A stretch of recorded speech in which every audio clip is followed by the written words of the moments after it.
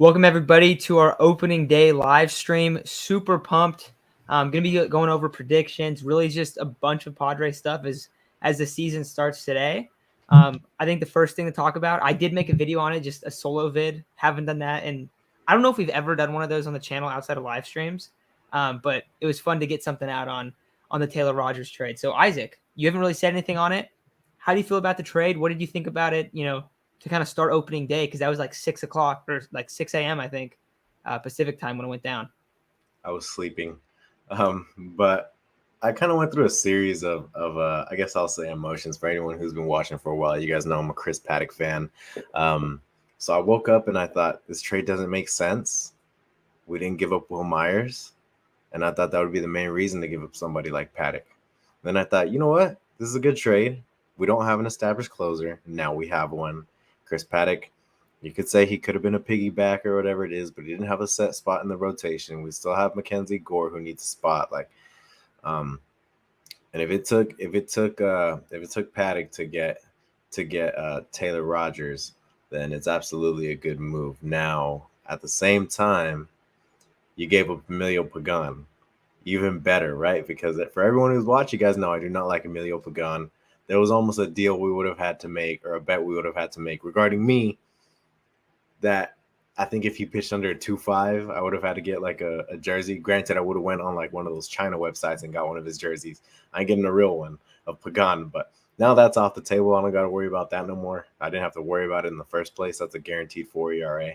But yeah, man, I think regarding the trade, it's a good trade. You got your set closer who has been one of the best relievers in baseball for the past 2-3 years, I want to say, something like that. He's been fantastic. He's got great stuff. I think we're all really going to love him.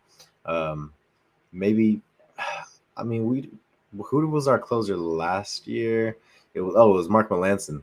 I didn't really like Melancon, I won't lie, but this guy's a lot better. I think he's going to be a lot better than Melancon, so I'm really happy. For those who don't know, kind of the big thing that was reported at first was that we were going to, he was a $7.3 million player. The Minnesota Twins are going to actually eat $6.6 million of that. So we're paying this guy almost on league minimum. So definitely a huge, huge win, man. I really like the trade. Gave up my guy, Chris Paddock, but I mean, it's a great organizational move, great for this team, and I'm really excited to see what Taylor Rogers is going to do. Yeah, I'm super pumped about it too. I think that you look at the bullpen, I see people talking about that right now, that Czar says, Rogers solidifies the bullpen, great move. Definitely does. And we're talking about a team that had what was it? Was it 3 lefties, right? 3 lefties on the whole staff before the trade. I know the only lefty starter is Snell. Mm-hmm. I'm looking right now. So Raker's not there. Mm-mm. The only lefty I'm seeing is Tim Hill. Tim Hill, yeah. And you needed another lefty, man. So really good. I don't know. I really like that he's going to be the closer. I think you can also kind of use him in a way where, let's say let's go through that Dodgers lineup, right? Let's say in that Dodgers lineup, Max Muncy, Cody Bellinger, and another righty or another lefty are batting in some sort of way in the same inning, right? You could throw Rogers out there in like the 8th, and then you can go back to one of your righties who can also be a dominant closer, such as Lamet, and throw them in the 9th. I don't think he should be like a set in stone closer. I think you could set him up situationally, but most of the time he should close. Absolutely. You did see that Melvin said he is the closer, right? Yeah, he said he's going to be the closer. Yeah, for sure. But it does. I agree with you. I don't think it has to be locked in. If the heart of the order is, a lefty dominated spot, yeah, and they're all coming up in the 7th, and you have a 2-run lead or whatever it is, or the 8th, wouldn't you rather have your guy go up against that heart of the order? That's what I think too. So, I mean, and I like when they did that a lot with Drew Pomeranz a couple years ago in 2020. Now the big question if Drew Pomeranz got healthy and you had both of them, that would be nasty. Huge, yeah. I feel like part of this move is kind of letting everyone know we can't bank on Drew Pomeranz at all. That's how I feel about it. Now, still, you look at this move, you also are probably getting Morejon back mid-season, late season, if you have him for the playoffs. That's another good lefty arm. So, especially for the first part of the season, I think this is a huge deal. So going through that, so you have 2 lefty starters, 2 lefty relievers. Mm-hmm. So not a lot of lefties on this. I also see people talking about the salary and just how it affects. The way that I was looking at it was that the Padres are not in the luxury tax. Nope. Not no more. Because basically the Twins ate 90% of the contract almost. Mm-hmm. Yes. Padres are paying $700,000 on this trade. They also give up. They save money on the trade. They save like $3-ish million. I want to say $3 to $4 million, somewhere in that range. So let's see. Snell and reliever. What else we got here? Super pumped about Abrams making the roster. Yes, I think that's something that also, like, outside of the trade, Abrams making the roster is super awesome. I've been thinking about just like what he can be for this team. And I don't know what his initial role is going to be. But the thing is, and I've been talking about this a lot lately, I mean, I think off air mostly, but if he's really good, or if Ha-Seong Kim is really good, we will not see Eric Hosmer on the field if he struggles after the beginning part of the season, which is crazy to think about. Because if one of those guys balls out and plays really well, it is going to force the Padres' hand to move that guy to second base, bring Tatis back to short, and then Hosmer is going to be benched, and then Cronenworth is going to move to first. So I've been thinking about that a ton. But what do you think about Abrams making the roster? How do you think it kind of impacts this team for not just early on without Tatis there, but for moving forward for this whole season? Yeah, it just depends on how he does, man. I think he's gonna see a lot of at bats against righties. I know some people were probably mad that he isn't in the lineup today, but we're facing a lefty. They had said before they want to get him in situational aspects against righties, and I think we might even still see him today. Bob Melvin does like his matchups a lot, so we might see him today. So don't lose your hopes on that. Definitely expect to see him in the lineup, maybe even tomorrow.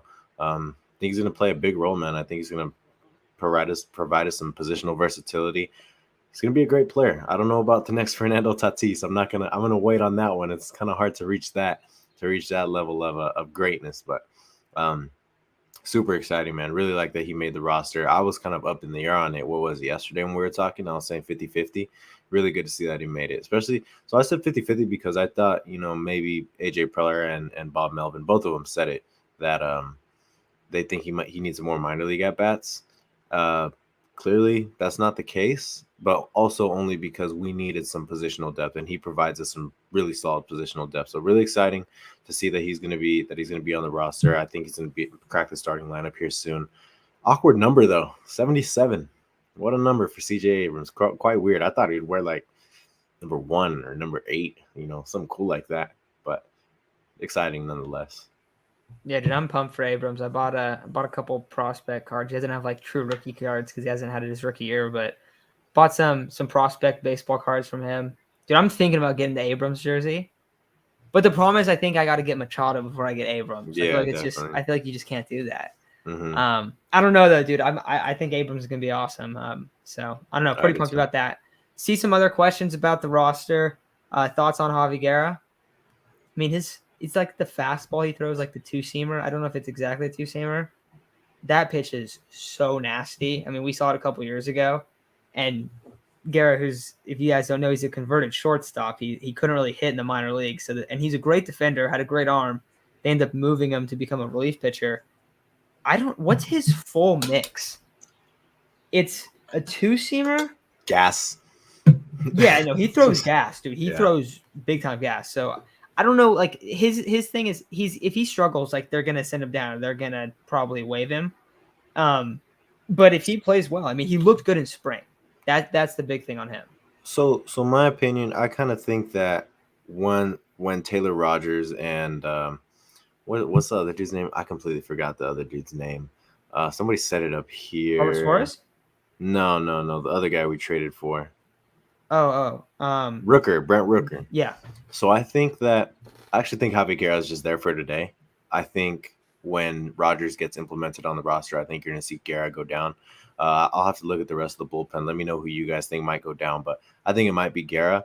And then I forgot who the other guy, Azokar, something like that, right? I think he will also go down with Rooker being on the roster. So I thought that they were both on the roster today. Are they not? Sorry, not Rooker. I thought Rogers was already on the roster. Might be, but I know Rooker's not. Rooker. Yeah, I didn't see Rooker. Yeah, I don't know. I feel like Rooker might also just get a stint in the minor leagues though too, because I see Yeah, people also maybe. were asking about him. Hmm. He was a good prospect. He Yeah, was good in the yeah, minor leagues, and basically the last 2 years he struggled at the MLB level. Like hmm I think we've seen so many players that struggle at first when they get called up, and they kind of have to go back down, work on some stuff, and then come back up. Um, he has immense power. The problem is he has a lot of strikeout to his game. So if he can clean that up, I mean, he has tools to be a really solid power hitter. yeah. He definitely hits for a lot of power. I think he's one of those guys that it's gonna make you mad because he doesn't exactly hit for average, and he's gonna get out a lot, but he's gonna make up for that in the power aspect, hopefully. So, um, I don't know, man. I think he's a somewhat exciting prospect. I mean, not overly exciting to where it's like Abrams level hype, but obviously the most important part here is Taylor Rogers is going to be a huge boost to your bullpen. If you're not going to be super strong on one side of the ball, you might as well be super strong on the other, right? So, it's going to be exciting. Regarding Guerra too, yes, he does throw gas down the middle and gives up bombs, like Sun Tower said. You're absolutely right. But let's see what happens.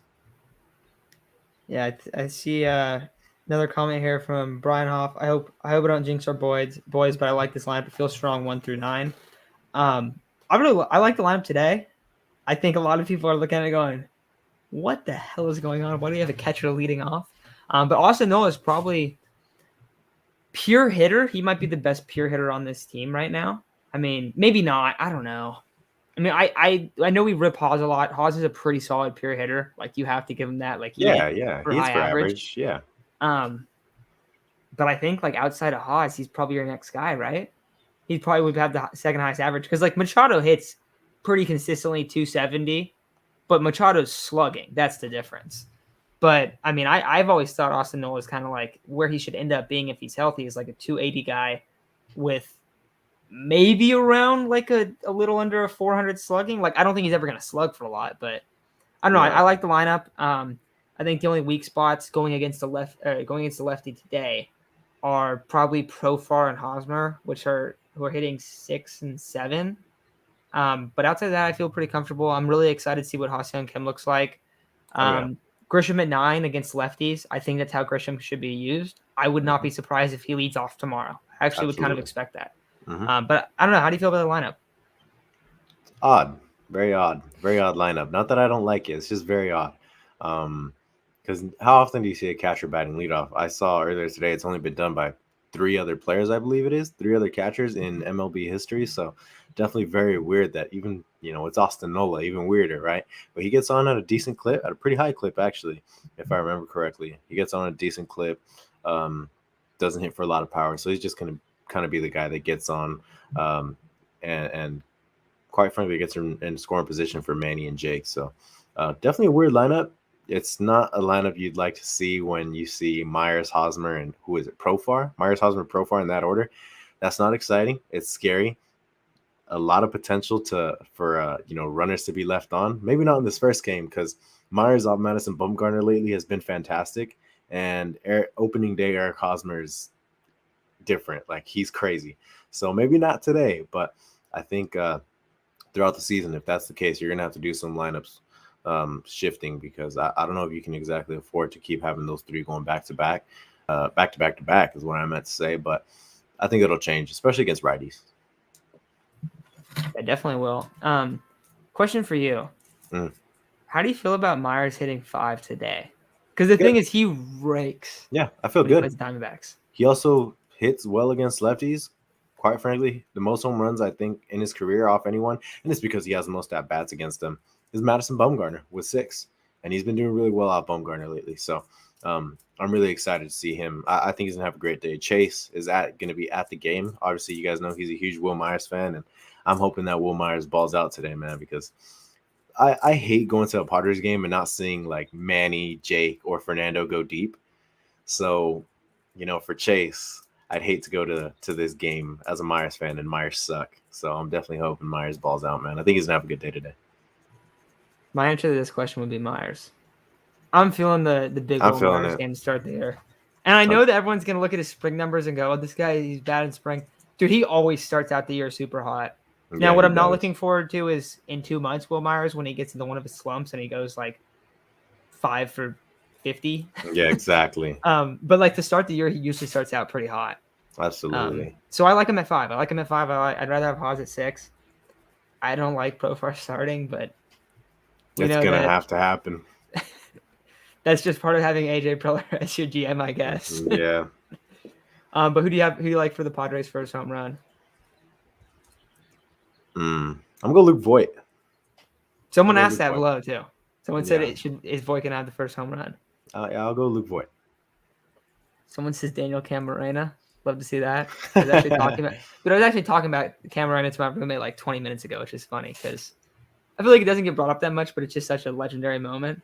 Yeah, definitely, absolutely.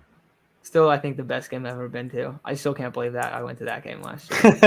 I think that's the only game I went to that they won too. Oh no, it is. Yeah, I remember. Remember, saying every it time I was. go, you guys would text me, "Sorry, Matt." Like, Yeah. it's bad. Let's see. Watch it be Hosmer. That'd be hilarious. Someone asked here, why not have Voigt play first and Alfaro DH since Mad Bum is a lefty? I guess you could. I think the reason why you have the starting lineup the way it is today is like you don't have Abrams in it, right? Well, Kim's like, he's been there a year, and I think the way Bob Melvin kind of operates is very like maybe kind of a little bit old school, but also like kind of professional in a way. And I feel like they're like, all right, Kim gets the nod. Haas is the veteran. He's going to get the nod. And I think that's how he's going to start the year. But I don't expect him to not make adjustments if somebody struggles. Like if Abrams is playing better than Kim, then he's going to start more. If Haas is not playing well and those guys are both playing good, like they're going to adjust it. So I feel like that's the case. But something to look at is especially like say that Alfaro, when he's been catching, whenever they've gone against lefties, he's looked really good. And Hosmer has been struggling over the first couple months. I think that you'd start seeing this a lot more. So I think that there's like those type of moves, you're going to see that kind of made through adjustments throughout the year, where Bob Melvin being the new manager here is kind of like, all right, let's get into swing of things. Let's see how this team operates. Let's see how if I set the lineup a certain way, like does that make adjustments? So I don't know. That's kind of where I'm at on a lot of those like playing the splits and stuff like that. Yeah, I kind of think with Bob Melvin, you're going to see a lot of strategic stuff where you might legit see both Alfaro and Abrams in today. I think you will, because when a righty comes in, I think they'll both come in. Hosmer, opening day Hosmer is different, so I could imagine that might be why he's in the lineup. And for anyone who remembers opening day last year when Madison Bumgarner pitched, he did have a good day. So I don't know. I also don't think he should be in against the lefty, but I don't know. Maybe I honestly can't give a good reason other than he's good in April. That is all I will say. He is good in April. Hosmer is pretty good to begin the season, and after that it looks bad. But in April he's all right. See, like even Jeffrey knows Hosmer won't struggle for the first couple months. Hosmer will just always struggle because Hosmer isn't good at baseball. Yeah, he's not going to struggle yet though. Okay, got another question here. This lineup looks good against bad teams. Yeah, I guess it's not a question, but it's soft against the top teams. I mean, I definitely agree. Yeah. Also, not having Fernando is such a massive blow. Like, that's huge. Yeah. And if you look across it and you go, okay, like, I include CJ Abrams as an addition in a way. Maybe not addition to your organization, but he is an addition to this lineup, to this team. I think in a couple months, if he plays well, he's going to start. So your issue in left field is you might move Myers to left. You might have Grisham in center. You might have Abrams in right. And then you have Kim plays well. Like ideally, if Kim and Abrams both play well, that happens. And then your infield looks like Tatis, Kim, and then Cronenworth at first. That's what I think. But I mean, to start the year, like we've talked about it a lot. We think this is a playoff team. We'll get into predictions and stuff a little later. We think this is a playoff team, except that like the first part of the year is going to be a struggle. Like when Tatis isn't out there, it's going to be tough. But you really just have to hang in with that lineup. The pitching staff has to dominate. I think they're fully capable of doing that. But as the year goes on, like the lineup has to get better. The Padres might need to make a move. And I think I wouldn't be surprised if they do throughout the season. They've been doing a lot of little stuff. But I've liked the moves that they've made. It just hasn't really been that much. And they have a hole in left field. But if they figure out left field, Abrams balls out, like that stuff might fall into place sooner than later. And Tatis, I mean, we don't know exactly when he's going to be back. But my guess, which I guess take with a grain of salt because I don't really know how his recovery is going at all. But like I would think June based off initial reports. So I don't know. That's how I feel about the lineup. But I definitely agree. It definitely looks soft against top teams, and there's going to be some pitchers that are going to be able to run through it outside of a couple guys. Yeah, of course. And you mentioned the big blow of not having Tatis in your lineup. I mean, yeah, it's huge, man. I think you said it right though. I think he'll be back mid June, hopefully. But yeah, man, it's definitely a big blow. This lineup does look pretty soft in general. I'm not gonna compare it to, oh, this is a bad team, so this lineup looks good. I think it just doesn't look very good in general. I think it's gonna be a top heavy order, and that's why we got some bullpen pieces. That's why we got the starting pitching, because I mean, quite frankly, they're gonna have to carry us up until Fernando comes back and becomes a catalyst that we need him to be. I fully expect this team to make more moves. I think they're gonna make another move for a bat, whether it's a big time bat or not. I honestly don't think it'll be a big time bat. I kind of think Paddock would have been involved if it was a big time bat, and you gave him up for a closer, which isn't a bad thing. I think we needed a closer, but yeah, I'm excited to see what this lineup does, man. I hope they prove me wrong. Like I said, having Myers, Profar, and Hosmer, back to back in some sort of capacity, it's not something you want, but I think as long as one of them can hold their own up until Fernando comes back, it'll be all right.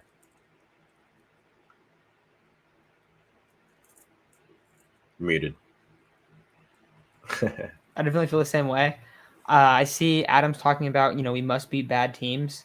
That's something that the Padres really struggled against last year. We were talking about that. Was that when we went on the show on Hum Baseball, right? We were talking about how bad the records were last year against bad teams. Yeah, I under want to five. say the Padres are under 500 against the Rockies and the Diamondbacks. Yes. One That's of them awful. for sure. Mm-hmm. Let's see. JQ, thank you. Thank you for the super chat. Kim will kill it. Move Myers to left and CJ to right. Ideally, this is ideally what you want, because then you kind of everything fixes and you don't have to go make a move for a corner outfielder. In terms of CJ to right, I love it. I think that he's going to be capable of doing it. I think he's going to be able to make the move. Now, we can't super confidently say like, oh, this guy's going to be great in the outfield, but I think that he projects well to play right field for the Padres, and even maybe even center field as well.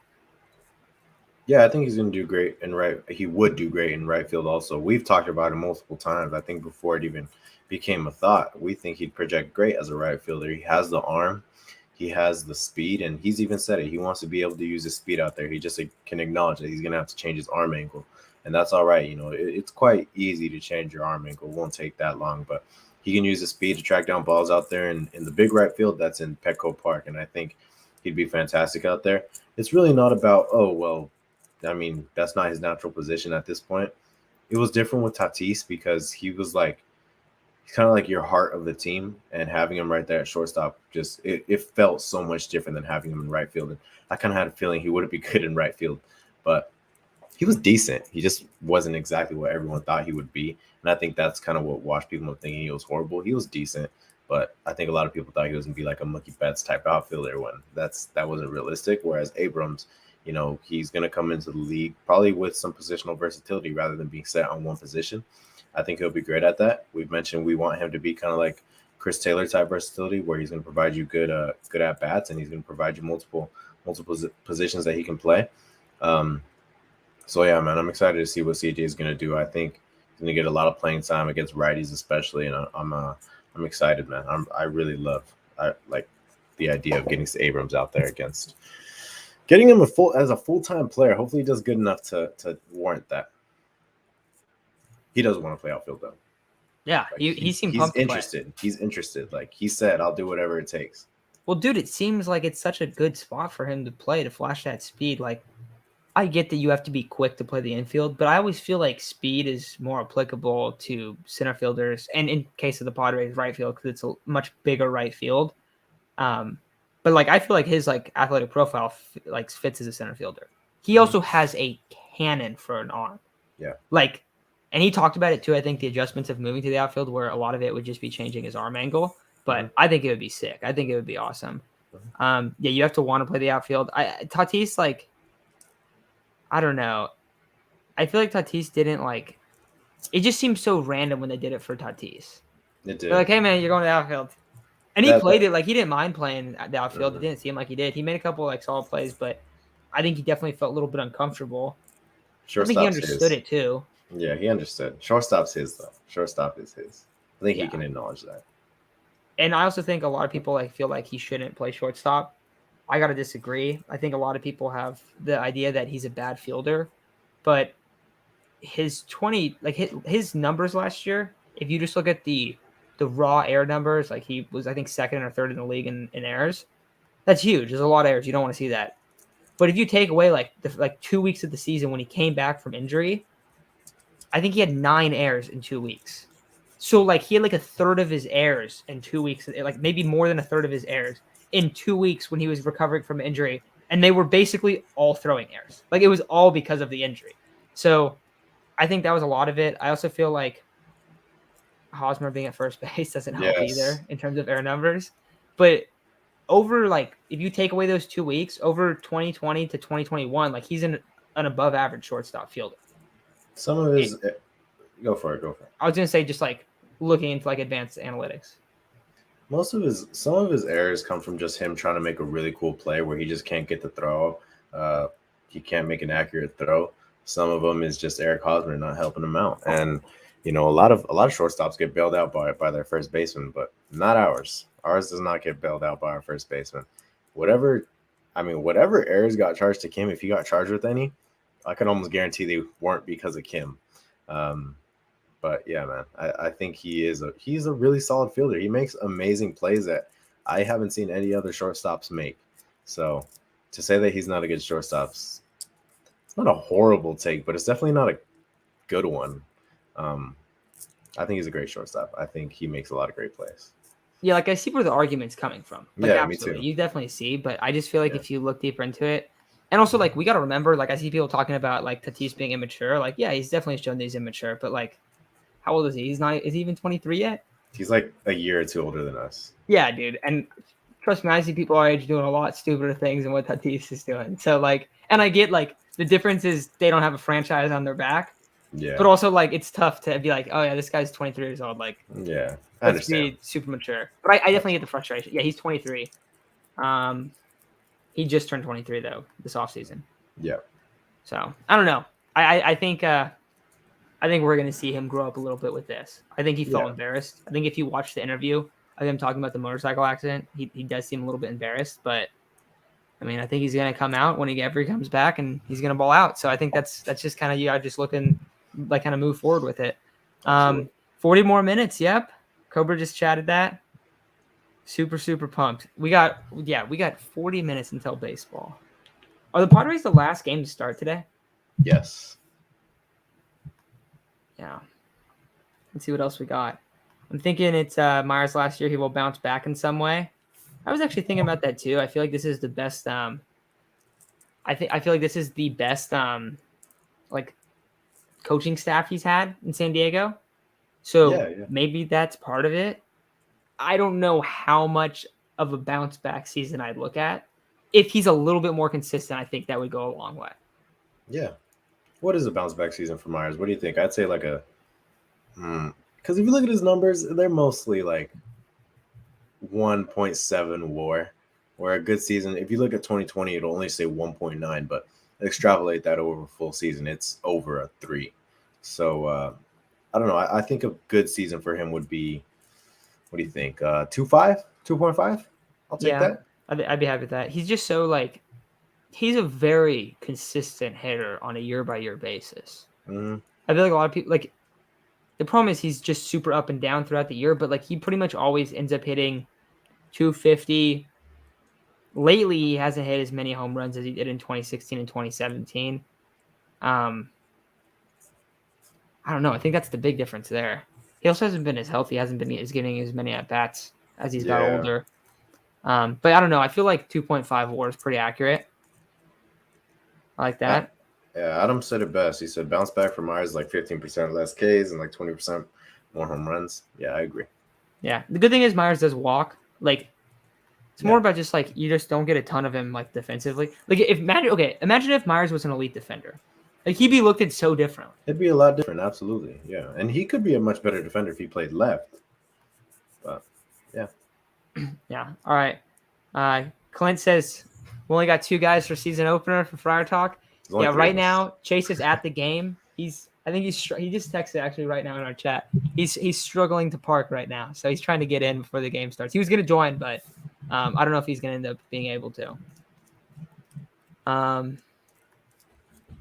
Yeah, I think Yeah, I think this is super accurate. you And said it. You I already feel like said that. it's totally fine. Like it's not like a shot at Tatis or anything like that, but I think that's super reasonable.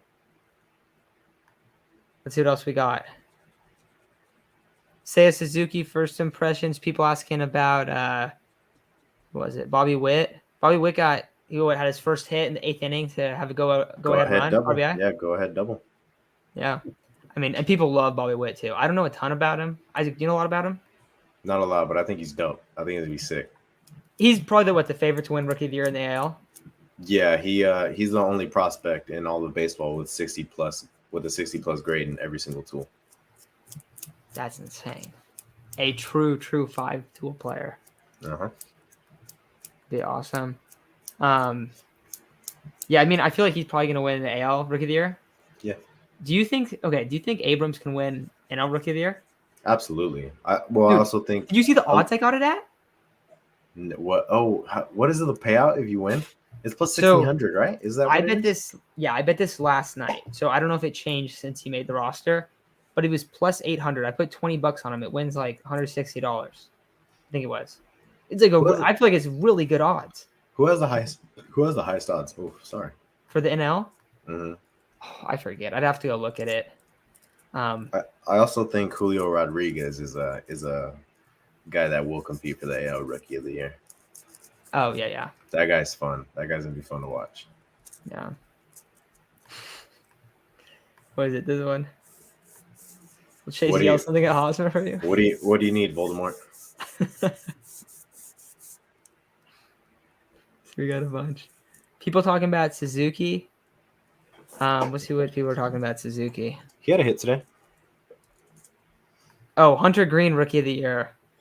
A lot of people. I mean, that's a SoCal kid, right? Yeah, I know a lot about him. Did you ever hit against him? Did you ever have that bat? Thank God I didn't. One of my friends did. He went to I forgot where he played Hunter Green, but he said that when he went up there to face Hunter Green, he couldn't even see the ball. So, yeah, man, that tells you everything you need to know. He was the #1 pick. Yeah, dude, he's a beast. Yeah, he's a beast. He's gonna be great. Yeah, too bad the Reds are in full rebuild. It's sad. I know, it's crazy. A lot of teams are like that. Luckily, Padres not one of them. But yeah, what else? What else are you guys looking for? Should we start making some of our predictions? What time is it? 9:06. All right, Isaac. What do you think about this team? What are the what do you expect them to end? What's your record projection? How does the season flow? Where do they end up ranking?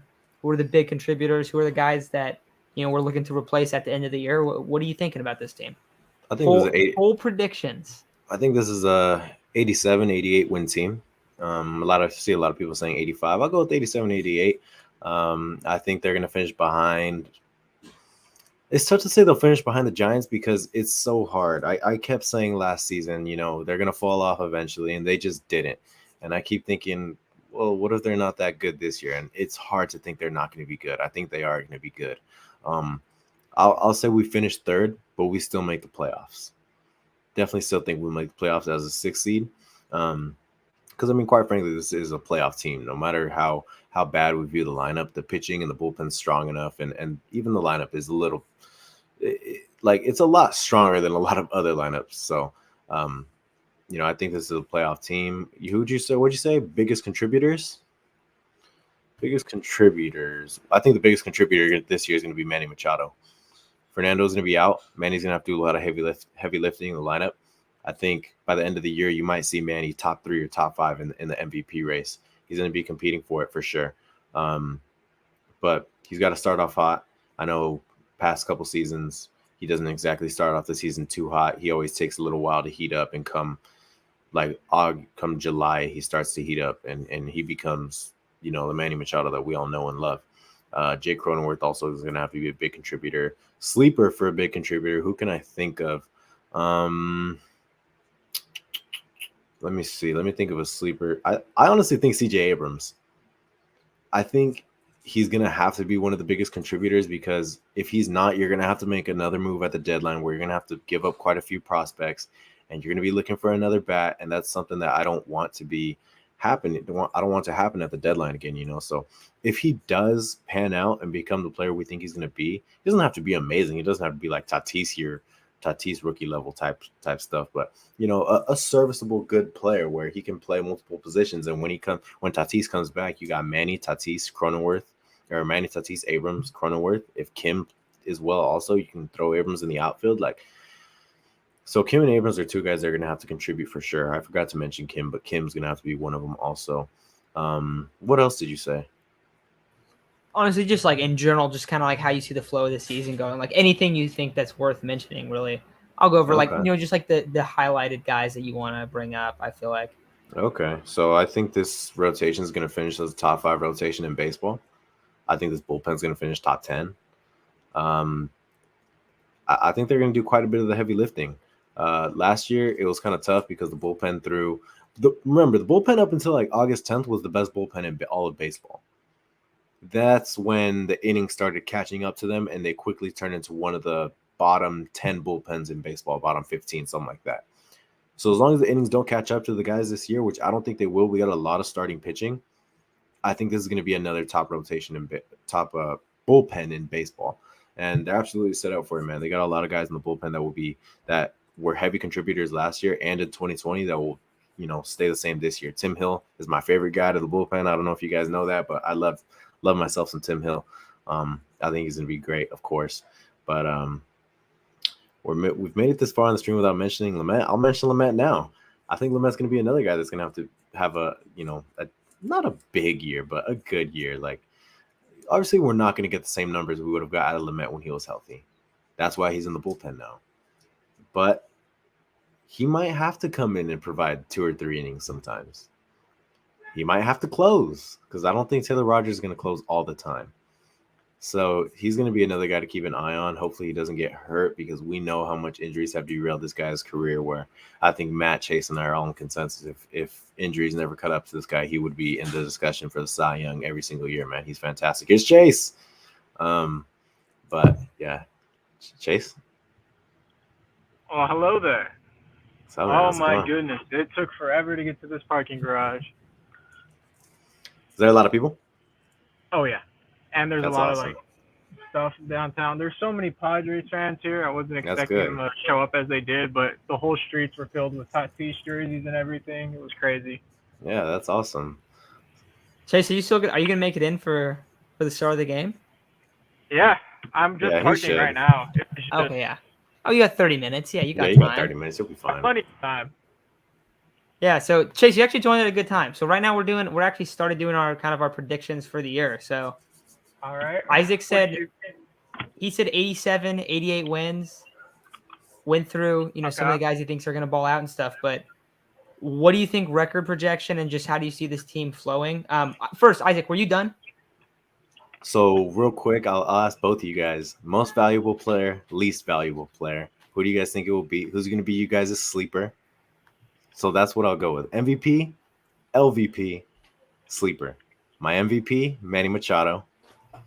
Least valuable, I mean, come on, easy, Eric Hosmer. Sleeper.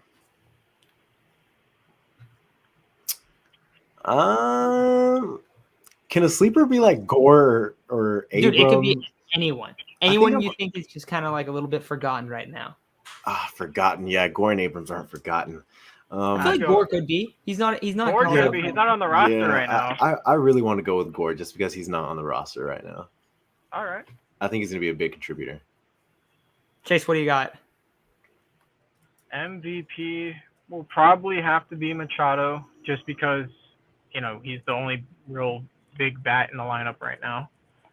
Least valuable, it's probably going to be between Profar and Hosmer, and my sleeper is going to be Ha-Seong Kim. Oh, I wanted to go. That's a good pick.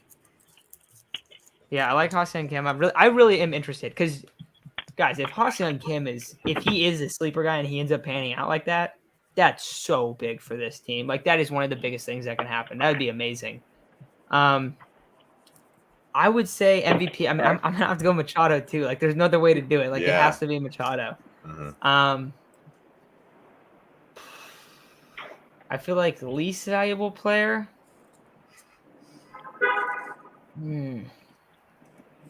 I feel like someone in the pitching George staff is Profar gonna. just because I think he's making too much money.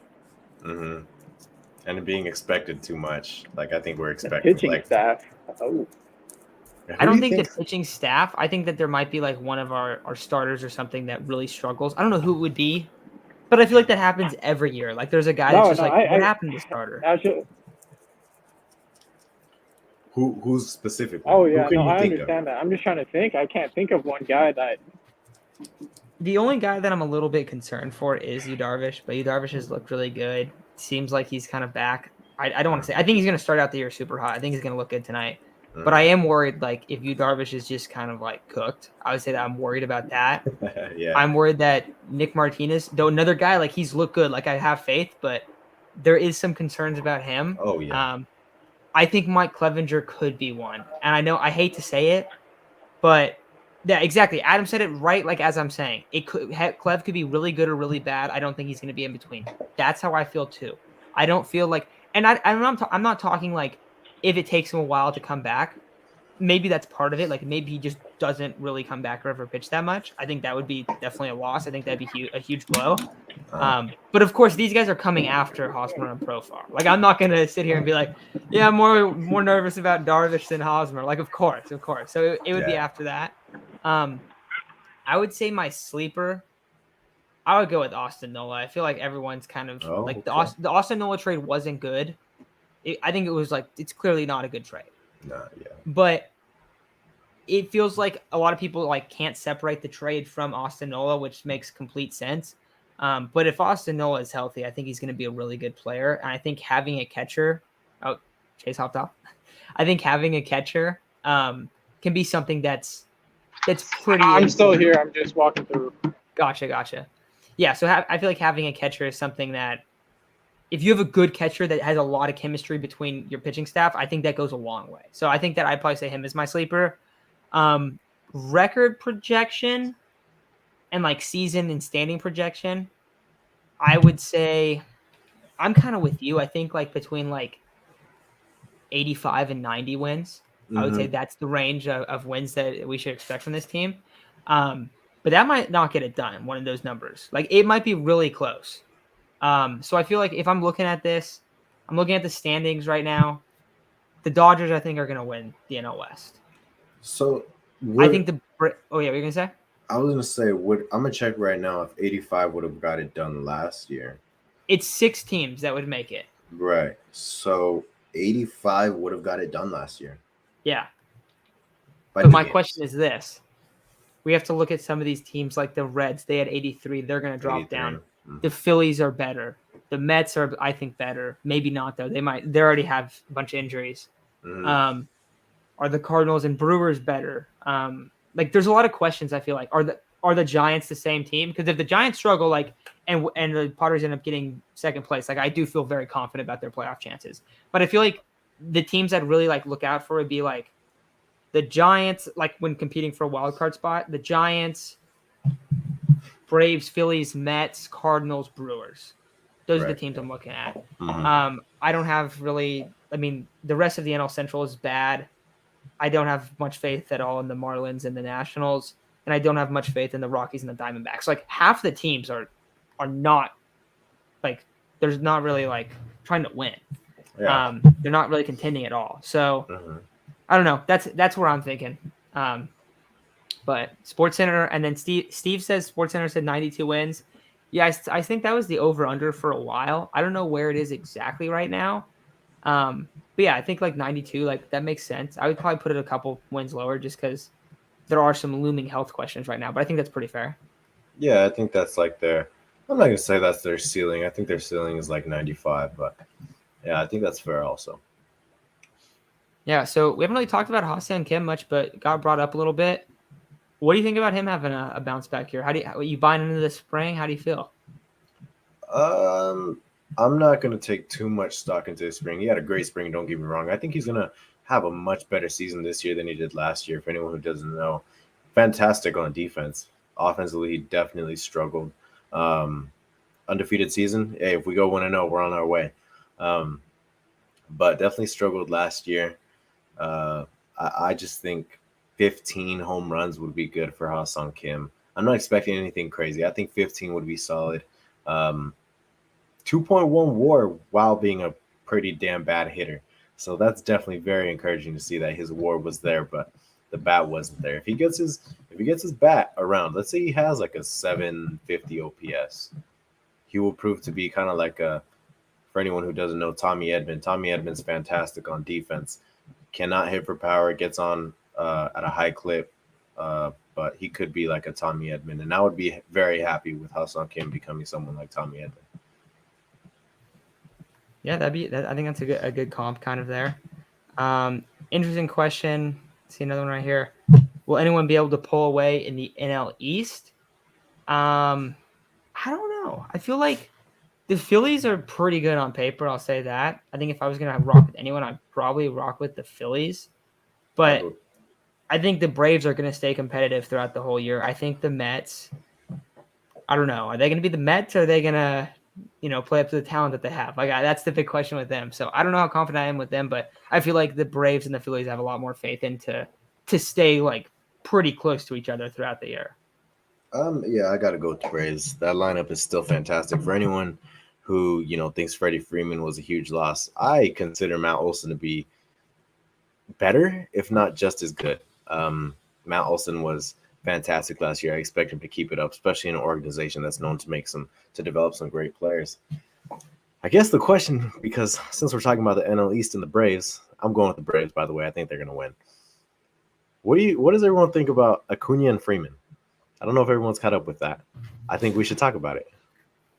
It's kind of weird, dude. Like I was just talking about it a little while ago, because it seems like Freeman's not really beefing or anything. No, yeah.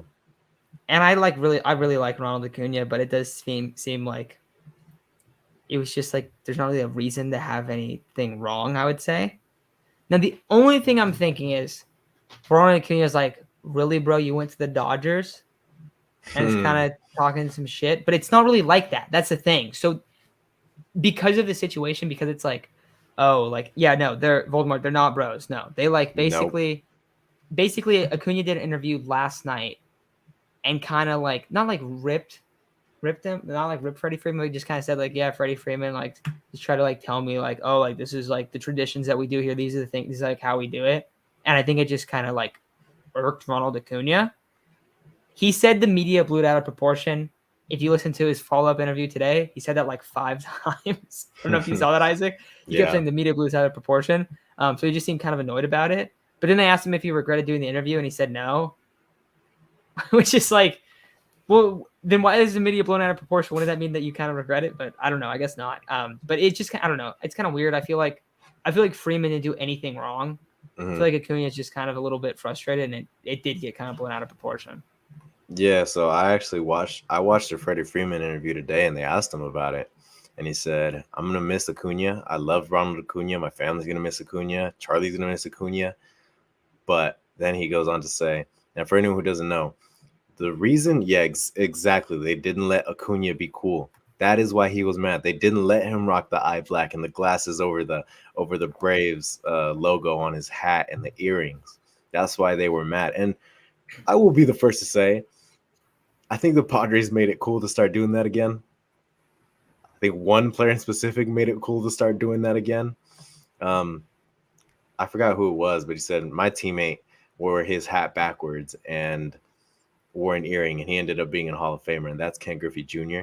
Now, he said that's Freddie Freeman. What Freddie Freeman said was, yeah, as an older guy, I felt the responsibility to hold up to the standards of the Braves organization. So we didn't let him, or we didn't want him to wear eye black or the sunglasses or the earrings. We just thought it was a Braves kind of thing to do as respect. And so they didn't let Acuna do that. They didn't want Acuna to do that. I heard that they like wiped it off Acuna's face for him. I don't know for sure if that's true, but that is what I read. So I'm not gonna say that for sure, but I could kind of understand why Acuna's mad, especially because not only did you go to the Dodgers, but you're judging somebody off of what they like to do in a game that, you know, everybody wants to make baseball cool again. Acuna is definitely one of the facilitators of that, along with Tatis and Soto and those kind of guys. So I understand why he's mad. As far as Freeman goes, I still like Freeman. I think he's a great player. Even though he's on the Dodgers, that's definitely frustrating. But I mean, admittedly, I do like Mookie Betts, except for when we're playing against him. I do like some of those guys. Not Dodger loving. It's not Dodger loving because, I mean, Betts at heart is a Red Sox. But yeah, it's tough to analyze those comments because, you know, Acuna did say don't blow it out of proportion, and he was trying to say he didn't say that. He got caught like saying it. So yeah. Yeah, I don't know. I feel like it's not like true beef. Yeah, if it's true beef, I'm on Acuna's side. That's fair. Yeah. Well, I just don't. I honestly just don't really think that either of them did anything wrong. Yeah. And it didn't seem like it's not like Acuna's like, yeah, screw Freeman. Like it wasn't like that. Like yeah. And I feel like that's what people kind of thought it was like. So yeah. I don't know. That's what I'm thinking too. But yeah, I don't think. I mean, I think it was more of like Acuna's like, dude, I'm gonna be myself. Like yeah. I'm gonna rock my uniform how I want to rock my uniform. I just didn't really care about like that kind of aspect of it, which I personally don't have a problem with. I could see how some people would. I definitely get that, but I mean, I'd rather him just kind of be himself. So that's what I'm thinking there. Going through, see a few other things. We're probably gonna hop off, I would say, in like 10 minutes. So I see one thing. JDS. Will AJ survive missing the playoffs again this season? Should he? Good question. So we were talking about this. We think that the Padres are going to make the playoffs.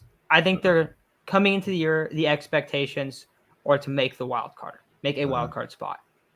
If they don't make a wild card, that would be 7 of 8 seasons under AJ Preller where the team underperforms outside of a 60-game season where they make the playoffs and they don't underperform. I think that constitutes firing AJ Preller. I'll say this. I don't think the roster, the MLB roster is in like a really bad shape or anything. And like, I don't think AJ's that good, but I don't think he's like awful. I saw someone said he's the worst GM the Padres have ever had. I don't know about that. I don't think it's like that bad. But my thought is, and I know a lot of people compare the Padres now to like what the Padres were before AJ Preller. There's a big difference with comparing that. That's not accurate. The way you compare the Padres is you compare them to teams that have similar salary to them right now. And their rosters are not on the level of the teams that are around them outside of the Mets, because the Mets literally just built their team through free agency and did nothing else besides that. And the Mets are probably even still a little bit more top heavy right now, I'd say. Absolutely. But the problem with them is I just don't have faith in them staying healthy. Never. So I think like when you're looking at it from will he survive if they miss the playoffs? I think he shouldn't. 7 of 8 years of not making the playoffs in your one season where you do is a 60-game season. That's a really bad track record. They've been 4th or 5th in payroll for the last 2-3 years. Like that's not the 2004 Padres. Like that's not the 2008 Padres or the Padres that we watched growing up. Like they had like 25 and lower payroll every single season. So like you can't compare them there. And you look at some of the contracts that the Padres have on their books right now, it's like, no wonder they haven't made the playoffs. Like you're paying Jurickson Profar $7 million to not play a position. Like it's basically like your pinch hitter and your depth guy. Now today he's outfielder, he's starting, but like there's just a lot of moves like that where it's like, okay, what is going on? The farm system, I don't want to say it's weak, but it's really top heavy. And those mid-tier guys, there's not many of them outside of guys that are teenagers. So it is concerning for the next couple of years of how much you're going to get out of the farm besides a handful of guys. Not the worst thing in the world, but I don't know. I think it constitutes firing him if you don't make the playoffs. So, I mean, I like AJ. Like, I don't hold anything against AJ just because I will give it to him. He has, in my life, I'm glad that he's trying to get the Padres to win. I've been happy about that. I will say that, admittedly, I've been happy that he's been trying to get the Padres to win. However, that's not saying he shouldn't be fired. I don't think he will get fired. Even if they don't make the playoffs, I really don't think he will get fired. I think Seidler really likes him. I mean, he's not going to say anything bad about him, obviously, to the press. He's not going to say anything bad. But I think Tatis being injured might bail him out, especially if they're right on the brink of it. If they're right on the brink of it, it's, oh, well, if he had Fernando, then probably could have won an extra 6-7 games and you would have ended up making the playoffs. I really think that'll be what bails them out if they don't make it. So I fully expect AJ to be back next year. But yeah, even if he doesn't make the playoffs, I think he will be back. Should he be back? No, he shouldn't. I can fully agree with that. Even if I like him, you got to acknowledge where the problems come from. Buying high on a lot of guys is not exactly something that, to praise. Austin Nola, yes, Matt, you're right. It's not a good trade. And even though we like Austin Nola, we can admit it was a bad trade. He's made a couple. Of course, every GM does. Every GM makes bad trades.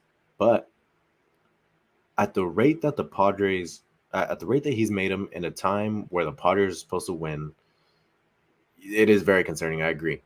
You offer Profar $7 million to be a depth piece only because you really like him. You've taken him, not almost everywhere with you, but you've had Profar for a while. You love Profar, clearly. You offer him $7 million because you like the guy, not because of his talent. Off of 2020 season, I'll give it to him. He was great in 2020. He was good in 2020. But 60 games doesn't warrant a $7 million contract. Now we're kind of stuck with him. Hassan Kim, we're going to have to wait with Hassan Kim. Obviously, the Hosmer deal is horrible. Will deal's not good. Like, there's a lot of cons. The Will thing is so weird, too, because, like, my thought is this. Will Myers has been a super consistent player throughout his career. The problem is his contract does not represent the numbers he's putting up. And literally the numbers he's put up on like a year-to-year basis every single time. Yeah. Will Myers is an average MLB player. Yeah. Will Myers is not a $20 million player. No. There's just no way around that. So that's the problem. That's not like a Will. Like I feel like a lot of people, and we've talked about this, a lot of people totally rip Myers. Dude, he should have never got that deal. He got that deal when he was like the hottest he had ever been for a couple months, and he made the All-Star team. It was like, I don't know what happened, but is Matt frozen for you guys too, or am I frozen? Let me ask Matt.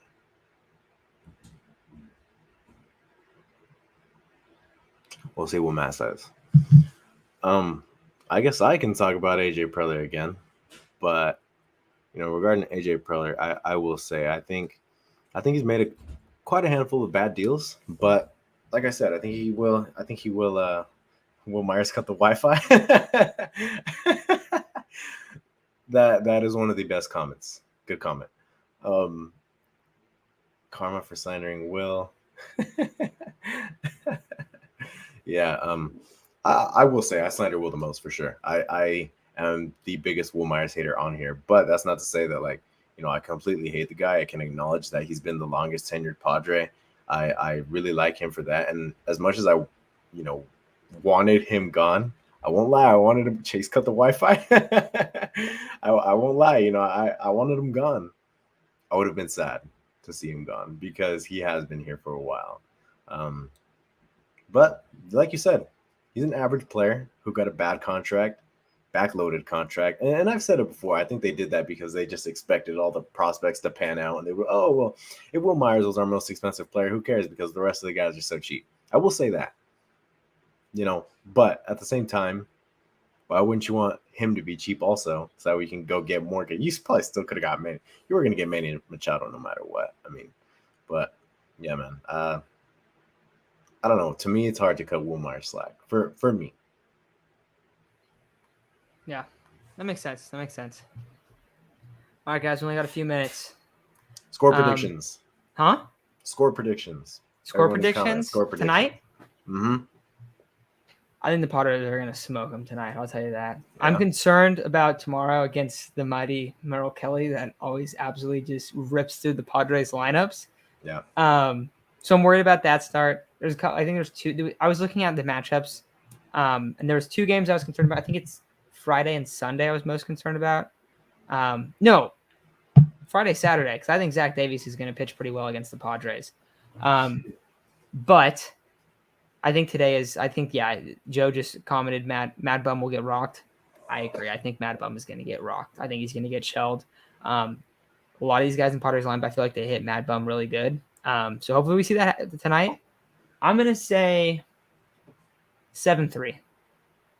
Okay, I'll go 5-3 Padres.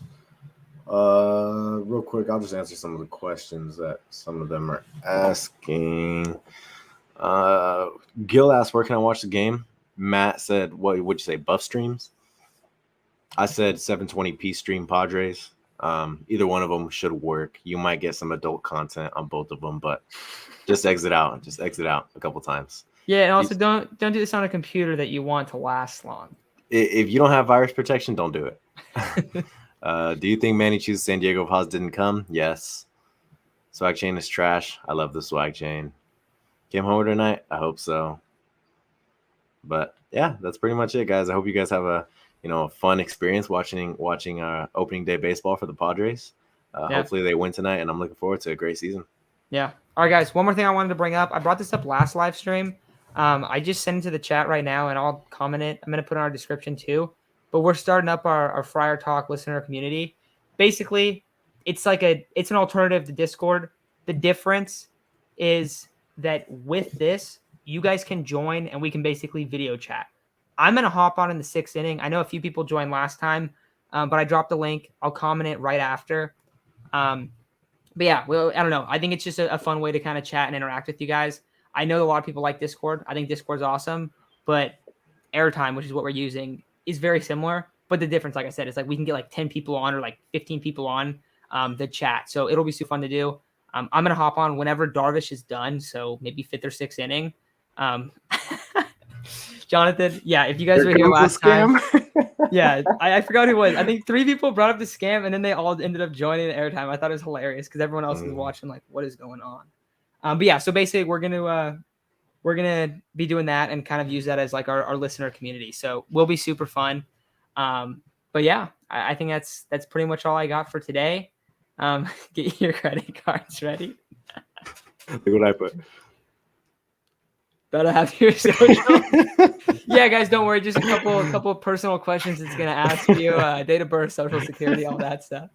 No, we're joking. It's just a funny joke. All right, guys. I think we're gonna hop off. Go Padres! Happy opening day. We got a trade. Now we need to get a Padres dub. So hopefully that's the case. And yeah, rest of the season. If this is your first time checking us out, we will be posting daily throughout the Padres season. So super pumped about that as well.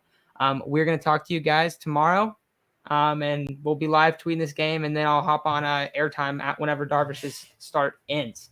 All right, guys. Talk to you soon.